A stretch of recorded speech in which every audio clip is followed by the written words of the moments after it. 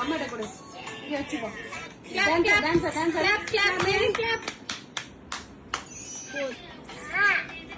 எதுக்கு உனக்கு போனு?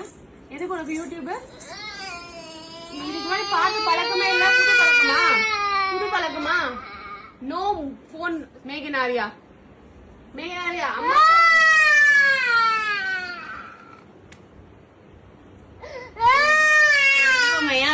எதுக்கு போனை கொடுக்க?